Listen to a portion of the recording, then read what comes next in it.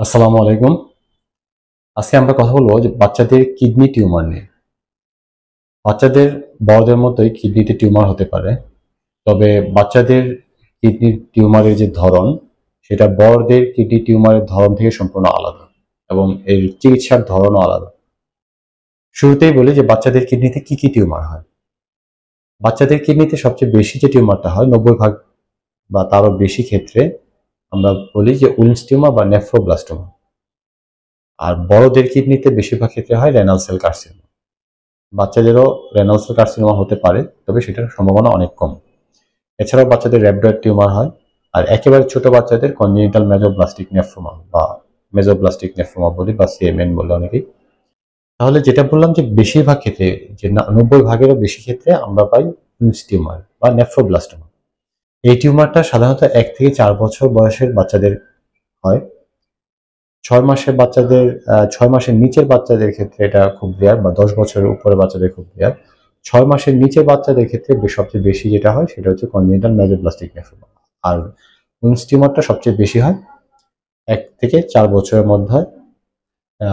Average age বলা যায় যে 2.5 থেকে 3 বছরের মধ্যে এই টিউমারটা সবচেয়ে বেশি পাওয়া যায়। এই কিডনিতে টিউমার আছে কিনা এটা আসলে কিভাবে বোঝা যায়? বেশিরভাগ ক্ষেত্রে এই বাচ্চাদের শুরুর দিকে তেমন কোনো সমস্যা থাকে না। শুরুতে দেখা যায় অনেক সময় যে বাচ্চার মা যখন বাচ্চাকে গোসল করায় বা কাপড় পরায়, তখন সে পেটের মধ্যে একটা চাকা পাইতে পারে। এছাড়া কিছু কিছু বাচ্চার হালকা একটু ব্যথা হয়। কিছু কিছু বাচ্চার ক্ষেত্রে যদি টিউমারটা একটু বেশি বড় হয়ে যায় বা অ্যাডভান্স হয়ে যায়, সেক্ষেত্রে তার প্রস্রাবের সাথে রক্ত আসতে পারে। এগুলোই মোটামুটি তার আরো বেশি যদি বড় হয় তাহলে পেট ফুলে যায়। এগুলোই মোটামুটি তার মানে কমপ্লেন বা এই অসুবিধাগুলো নিয়ে বাচ্চারা ডাক্তারের কাছে যায়। এখন এই রোগ নির্ণয় কিভাবে হয়?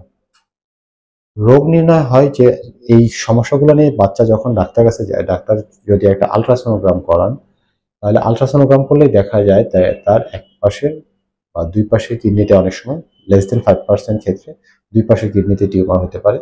বেশিরভাগ ক্ষেত্রেই এক পাশের কিডনিতে টিউমারটা পাওয়া যায়।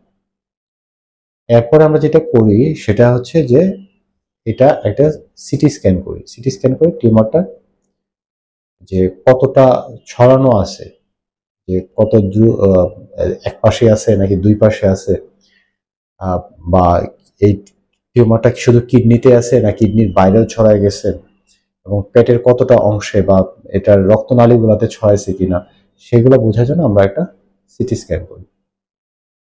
এই সিটি স্ক্যান করার পরে এই মূল চিকিৎসাটা শুরু হয়। যে মূল চিকিৎসাটা কি, এটা নির্ভর করে যে এই টিউমারটা কত বড়, কতটা ছড়ানো এবং টিউমারটার ধরন কিরকম।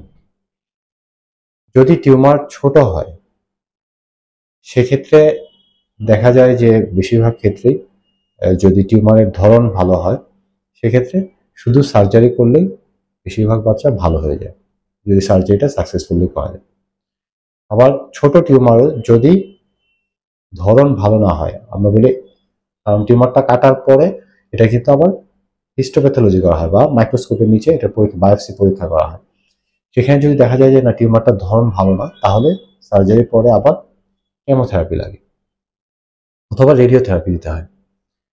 আর যদি টিউমার বড় থাকে, অনেক বড়, এবং দেখা যায় যে এটা সার্জারি করতে গেলে অনেক রিস্কি হয়ে যায়, পেটের যে বড় রক্তনালীগুলো আছে সেগুলো কাটা পড়তে পারে, সেক্ষেত্রে দেখা যায় যে বেশিরভাগ ক্ষেত্রে আমরা শুরুতে তার বায়োপসি করি। যে আলট্রাসাউন্ড গাইডেড বা সিটি স্ক্যান গাইড করে একটা বায়োপসি করা হয়। বায়োপসি করে এই টিউমারের ধরনটা নির্ধারণ করা হয়।